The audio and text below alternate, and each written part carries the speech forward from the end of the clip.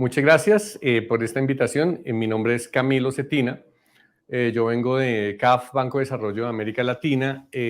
Trabajo en la Dirección de Transformación Digital y nosotros allí dentro del banco pues, tenemos un portafolio de asistencia técnica a los países para apoyarlos en la implementación de innovaciones digitales que permiten suministrar mejores servicios y más presencia del Estado frente a los ciudadanos. En particular, yo estoy encargado de los temas de integridad pública y entonces lo que hago es trabajar con innovaciones digitales en materia pues, de lucha contra la corrupción, transparencia, tecnología, ¿no? Entonces, no sé si se ve ahí en la pantalla, pero yo tengo pues esta presentación que no tengo que darle compartir, ¿cierto? Entonces, esta presentación se llama Digintegridad, la transformación digital de lucha contra la corrupción, que un poco la propuesta para el día de hoy es mostrarles en qué consiste, digamos, ese portafolio de integridad y de innovaciones digitales, mostrarles que nosotros ese portafolio lo hemos condensado en un informe, en un gran libro, en un gran reporte que desarrolla todas estas herramientas digitales. Quiero, para hacerlo mucho más interesante, mostrar algunos casos de aplicación de la inteligencia artificial en materia de prevención de riesgos de corrupción. Entonces, esa es básicamente como la agenda pues, de este tema. Hay una motivación aquí interesante que seguramente para la comunidad de estos desarrolladores y en general de los científicos de datos tiene que ver con lo que en matemáticas se llama la ley de los grandes números. Entonces, quiero simplemente leer en voz alta este slide. Dice, si las observaciones de todos los eventos continuaran por toda la eternidad, entonces todo el mundo se observaría ocurriendo en proporciones fijas y con una ley de alternancia constante. Así, incluso en los casos más accidentales y fortuitos, estaríamos obligados a reconocer la certeza del destino. Esto lo escribió un matemático que se llama Jacob Bernoulli en un libro muy famoso en estadística que se llama el Ars Conjectandi, que se escribió en 1713.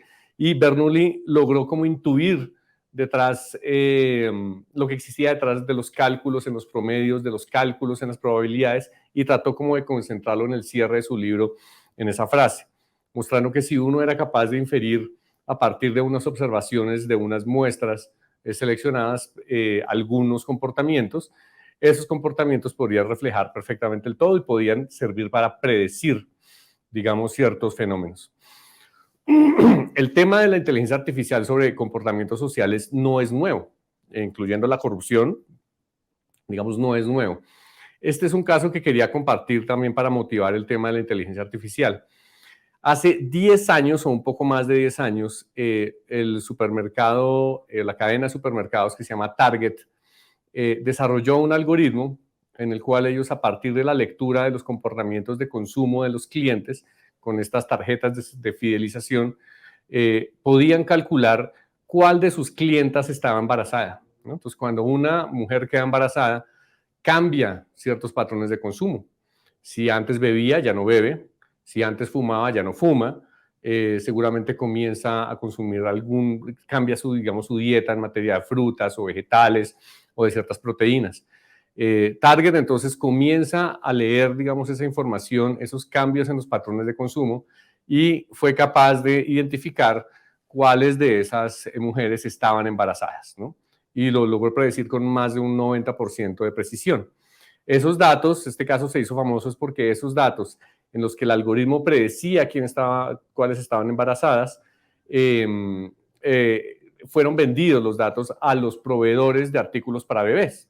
Entonces, a las clientas de pronto se encontraban con su celular viendo que les estaba llegando información de, yo no sé, Huggies o Pampers o, digamos, este tipo de proveedores y se preguntaban, pero estos señores, ¿cómo saben que yo estoy embarazada? Pues era porque los datos habían sido vendidos. Y se hizo un caso muy famoso, es porque en las cortes Target argumentaba que no había violado la ley de protección de datos personales porque nunca le pidió esa información a sus clientes. Simplemente era un código, un algoritmo que te decía con 0 o 1 al final quién podía estar embarazada o no. Entonces, pero esto viene desde hace 10 años.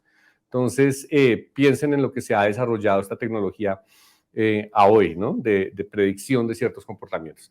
Ahora, volviendo a lo que nos convoca, hay una relación muy interesante entre la corrupción y los índices de desarrollo de los gobiernos en materia digital y de servicios de gobierno electrónico. Dense cuenta por esta gráfica que el pago de sobornos es inversamente proporcional a el índice de desarrollo de gobierno electrónico. Entonces, entre más electrónico y más digital es un gobierno, menos es la probabilidad de que se entregue un soborno en el suministro de ciertos servicios del mismo gobierno, ¿no?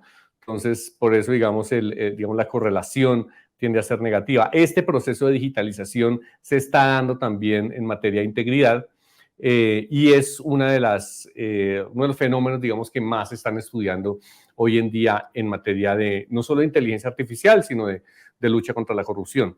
Y aunque existe un vínculo, digamos, y existe una conciencia sobre ese vínculo entre la aceleración digital y el fenómeno, digamos, de políticas de integridad y de lucha contra la corrupción, todavía no existe, digamos, dentro del estado del arte un texto, una guía que nos ayude y le ayude a los gobiernos a implementar estas tecnologías digitales en materia, digamos, de lucha contra la corrupción, y es un poco el vacío que tratamos de llenar con ese informe ese libro del que les quiero hablar hoy, y este tipo de iniciativas. El informe de Digintegridad, pues, desarrolla 3 bloques.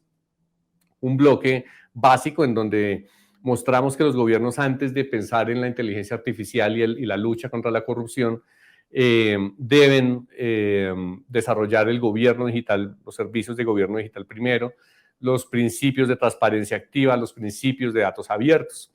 Una vez se tienen ciertos conjuntos de datos y un desarrollo, digamos, mínimo para producir información y producir datos, entonces ya se pueden alimentar los algoritmos de inteligencia artificial y a desarrollar aplicaciones en materia de lucha contra la corrupción.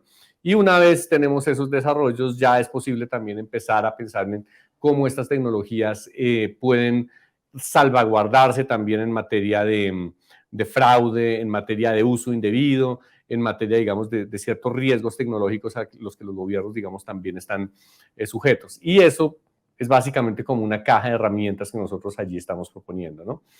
Este enfoque, digamos, de integridad, entonces, es el uso de estas tecnologías para lucha contra la corrupción. Son algoritmos que requieren alimentarse, digamos, de ciertos datos para poder hacer su trabajo en materia de prevención y de predicción, incluso de los fenómenos de corrupción. Ahí es bien importante el fenómeno de la predicción y pues están avanzando, digamos, exponencialmente en los últimos años. Algunos conjuntos de datos clave para que estos algoritmos funcionen en materia de predicción y prevención de la corrupción son los datos, las bases de datos de las plataformas de contratación y compra pública, las declaraciones de activos e intereses de los funcionarios públicos, los datos, digamos, de los contribuyentes, de las autoridades tributarias, los registros corporativos de las empresas, las sanciones a las empresas naturales, a las personas naturales, a las personas jurídicas, a las corporaciones, y los datos, digamos, en inteligencia financiera. Estos son los primeros conjuntos de datos que empezaron a utilizarse en materia de fenómenos, en materia, digamos, de política y de lucha contra la corrupción. La ciencia de datos, que es uno de los grandes avances, pues tiene como 3, que aquí yo creo que toda esta comunidad ya lo conoce, pero tiene como 3 grandes niveles: los descriptivos, los predictivos, en donde se puede ya pronosticar dónde habrá un fenómeno de corrupción, y otros prescriptivos, que a partir de aprendizaje profundo pueden, digamos, incluso señalar caminos para poder y recomendaciones para poder prevenir los fenómenos de corrupción. Y entonces aquí quiero hoy desarrollar como 3 ejemplos en materia de uso de inteligencia artificial para lucha contra la corrupción. El primer ejemplo es el tema de la contratación dentro del Banco Mundial.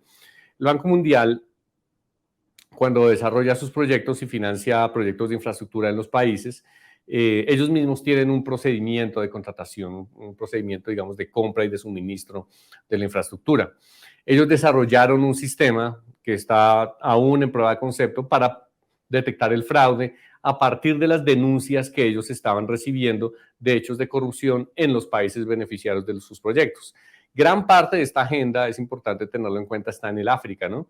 Entonces, que tiene, digamos, unos niveles de corrupción bastante complicados, pero como es por norma del Banco Mundial, pero pues al final los administradores de los proyectos también son o coadministradores en los gobiernos, había una vulnerabilidad importante, digamos, en materia de fraude, de sobornos, de entrega de obras inconclusas, etcétera, ¿no?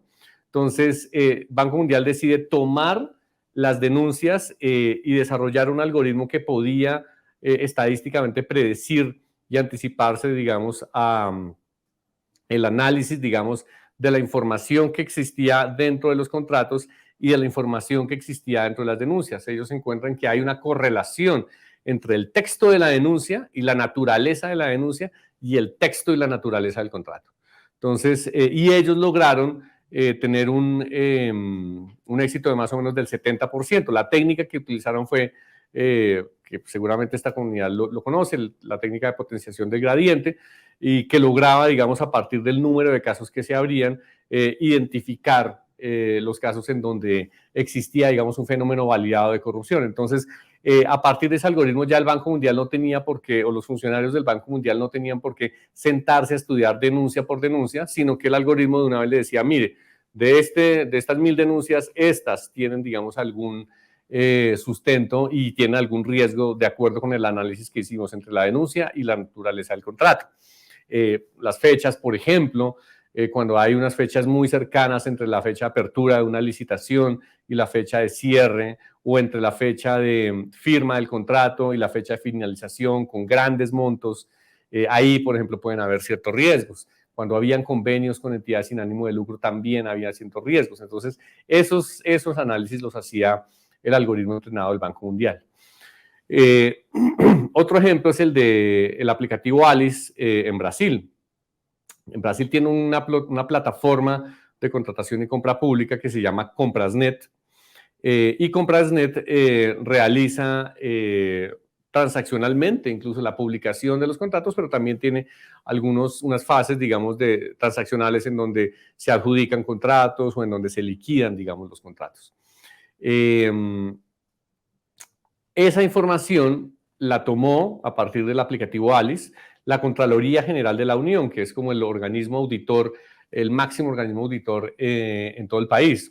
Y ellos empezaron a hacer, a partir de esta plataforma, análisis textual, es decir, verifican, digamos, cierta información en los textos y cruzan, digamos, identifican ciertas relaciones entre esos textos, digamos, entre las cláusulas, entre las fechas, los valores de los contratos, ¿no? Hay un nivel, digamos, de reglas predefinidas que los mismos auditores alimentan, pero luego el algoritmo de manera automática empieza a aprender. ¿Y aprende cómo? Pues el algoritmo identificaba, digamos, ciertos contratos publicados en Comprasnet en tiempo real, contratos que podían tener riesgo de corrupción, seguramente porque la contraparte desarrollaba un objeto de contrato muy ambiguo, seguramente porque el valor no correspondía con ese objeto, seguramente porque el anticipo del contrato era demasiado grande con respecto a la obra o al total de lo que tocaba entregar. Hay varios, digamos, elementos de riesgo allí. Entonces, esos contratos los filtra el algoritmo, se los entrega a los auditores y le dice, mire, de todos los contratos que salieron en la última semana, estos son los que tienen alto riesgo. Por favor, dígame ahí dónde hay que iniciar, digamos, una investigación. Ahí sí la persona, el auditor, identifica los contratos, los lee ya de pronto y mira la documentación de una manera más, digamos, consciente, más humana, y adelanta, digamos, investigaciones en algunos de esos contratos, y adelantarlo también implicaba suspender los procesos licitatorios y los procesos de contratación, pero en otros no. Entonces, esa información él se la devuelve al algoritmo y el algoritmo con base en eso aprende. Entonces, refina sus métodos de búsqueda y refina, digamos, sus métodos de identificación de riesgos de fraude, ¿no? Entonces, ese, digamos, es otro ejemplo que generó, digamos, o mejoró muchísimo los procesos de control y de prevención, digamos, de fenómenos de corrupción dentro de los procesos de contratación en Brasil y la efectividad, digamos, de la Contraloría General de la Unión. El tercer ejemplo es de Corea del Sur. Corea del Sur desarrolló un sistema analítico de indicadores de colusión en el gobierno, ¿no? Entonces, para los que no están familiarizados, la colusión es un delito tanto en el sector público como en el sector privado. En el sector privado, dos agentes coluden cuando artificialmente le imponen un precio a los consumidores de un bien o servicio que se vende, ¿no? Entonces, acá, por ejemplo, en Colombia, se identificó hace algunos años un cartel del pañal, ¿no? Entonces, los proveedores los que vendían y proveían y fabricaban pañales, artificialmente acordaron, digamos, no bajarse de ciertos precios y a unos precios exageradamente altos se vendía, digamos, ese bien. Algo parecido puede pasar en el sector público. Cuando el Estado abre una licitación, los potenciales proponentes que concursan por ese contrato, que concursan por esa licitación, se ponen de acuerdo de manera consciente para fijarle un precio al Estado. O algunos se ponen de acuerdo para subir exageradamente los precios y dejar que un solo de los proponentes tenga un precio bajo y ese precio bajo es el que obtiene el contrato. Una vez obtenido el contrato, ese señor o esa persona jurídica que se ganó el contrato subcontrata a los otros que coludieron con un precio exageradamente alto, ¿no? Entonces, y esos son fenómenos de colusión y eso es un delito pues en varias jurisdicciones en América Latina y como estamos viendo aquí, en Corea. Entonces, el sistema de Brías lo que hacía era calcular probabilidades de corrupción con base en ciertos parámetros. Por ejemplo, el número de proponentes en un proceso licitatorio, el tipo de selección o el método de selección que se utilizaba para poder adjudicar un contrato, si era por un concurso abierto, si era por un concurso semiabierto, si era por contratación directa, perdón. El precio de la oferta ganadora con respecto al precio del mercado, la información financiera de cada uno de los proponentes, la información financiera de quien se ganó el contrato, quiénes estaban detrás o personas naturales que están detrás de las corporaciones que obtienen los contratos. Toda esa información, esas variables, se metía en Brías, en la plataforma que utilizaba, digamos, esos datos, y construyeron con eso un sistema automatizado de indicadores que identificaba, digamos, unas banderas rojas en donde o había una irregularidad o había de pronto alguna ineficiencia, ¿no? Entonces, y esos datos, la máquina empezó a refinarlos, capturando toda la información posible. Por ejemplo, desde el momento en que un usuario se registra en la plataforma. Cuando ustedes quieren contratar con el Estado, ustedes tienen que registrarse en un registro único de proponentes. Y esta plataforma detectó que fenómenos como la hora a la que una persona se registra o pone los datos en el registro, fenómenos como los momentos en los que usted entra y sale como usuario de la plataforma para mirar procesos licitatorios y para tomar la decisión de si concursa o no, incluso eso es indicador de cuando existe algo anormal en la adjudicación, digamos, del contrato. Si usted rara vez entra al sistema, pero frecuentemente se ganan los contratos, pues es porque algo está pasando. Entonces, ese tipo de cosas detectaba, digamos, la máquina, ¿no? Y lo cruzaba con la información que les acabo de señalar, del número de proponentes del proceso, el método de selección. Y solamente en 2021 ellos llegaron a imponer multas por más de 847 millones de dólares, la autoridad, digamos, de contratación coreana, sobre los diferentes proponentes que intentaban coludir para fijarle precios artificialmente altos al gobierno, ¿no? Entonces, ese es otro fenómeno, digamos, interesante de la inteligencia artificial. Acá, otro ejemplo. ¿Qué desafíos en América Latina tenemos para esto, no? ¿Por qué esto no se usa tan frecuentemente en América Latina para luchar contra la corrupción? Una de las cosas aquí bien interesantes es que en América Latina, digamos, la calidad y la estructura de los datos no es lo suficientemente buena. O sea, seguramente esta comunidad lo conoce, pero vale la pena volver sobre esta cifra, ¿no? En todos los proyectos de inteligencia artificial y de aprendizaje automático, el tiempo que se consume para limpiar los datos es la mayor parte del tiempo, digamos, del desarrollador. Solamente el 18% del tiempo se usa para como tal el código y el desarrollo del algoritmo, pero todo el trabajo sobre los datos ocupa el 80% del tiempo o más. Entonces, cuando usted tiene unas deficiencias en estructura de datos que no vienen lo suficientemente estructurados, no están estandarizados, los campos son ambiguos, cuando la calidad no es suficiente, o sea, si te confunden 18 millones con 18.000 millones, cuando hay ese tipo de inconsistencias, entonces es mucho más difícil hacer los desarrollos, ¿no? Entonces ahí, digamos, hay un problema bastante grande en América Latina y pues estamos trabajando desde CAF para empezar a resolver ese ese tema, digamos, de calidad e integridad en los datos, ¿no? Hay que invertir en eso para poder ahorrarnos una cantidad considerable de plata en la contratación pública. El otro tema es la infraestructura del poder de cómputo.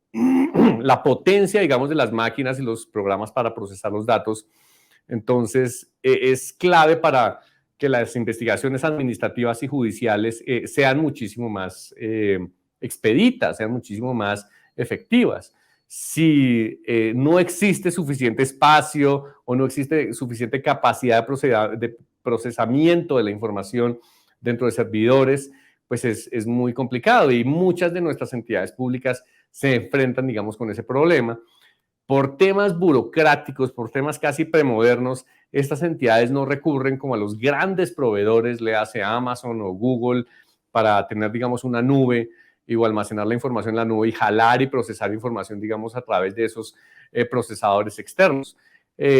Escudados un poco en el tema de la integridad de los datos, un poco en el tema de la seguridad y de la confidencialidad, pierden el control, digamos, para poder salvaguardar, digamos, esa integridad. Entonces, prefieren ellos desarrollar y administrar sus propios, digamos, centros de datos, ¿no? Y eso se vuelve una limitante porque se pierde también posibilidades para la potencia y el poder de cómputo.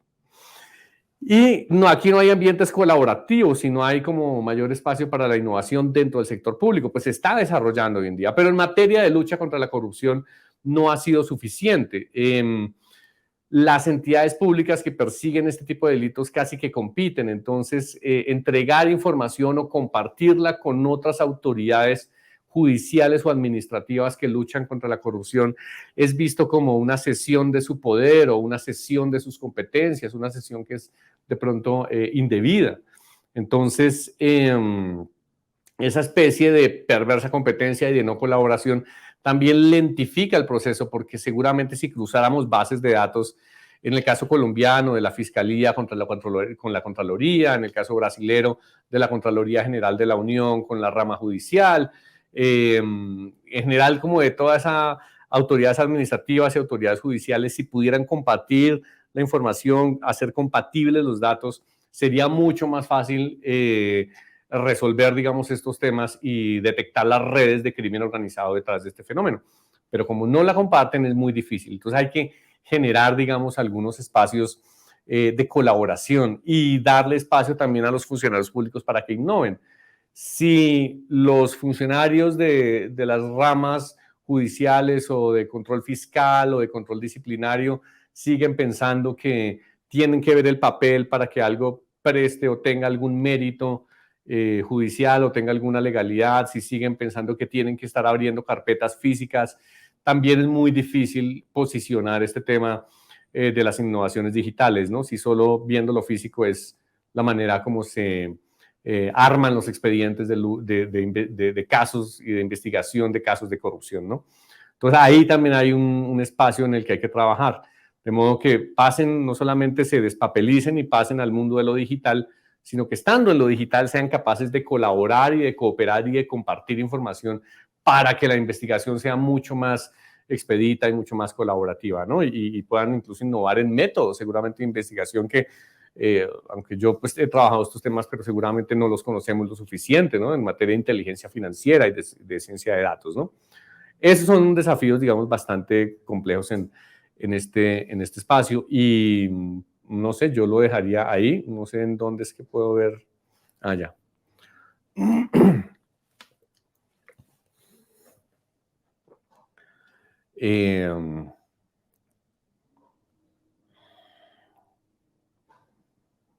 No, pues no veo preguntas aquí, supongo que chat privado.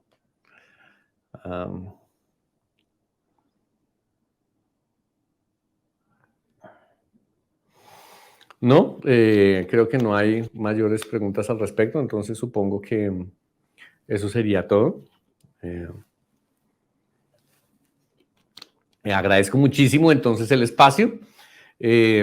Nosotros pues los invitamos a consultar la página caf.com y pues ahí nosotros tenemos como la publicación de nuestros informes y no solamente esto, sino también tenemos otros informes en materia de inteligencia artificial uso de la inteligencia artificial en el sector público, regulaciones en materia de tecnologías digitales, ecosistemas de innovación para el sector público, que creo que de pronto puede ser como de interés para el auditorio que hoy en día nos está acompañando, ¿no? Es habilitar, digamos, los procesos también de colaboración entre el sector privado, la sociedad civil y el Estado para generar innovaciones digitales. Creo que es una de las grandes agendas en las que hoy en América Latina apenas estamos empezando o comenzando a explorar, y que creo que vale la pena como incentivar a través de espacios como el que hoy nos convocó. Entonces, yo pues les agradezco mucho a FITS la invitación, y eso sería todo. Muchas gracias.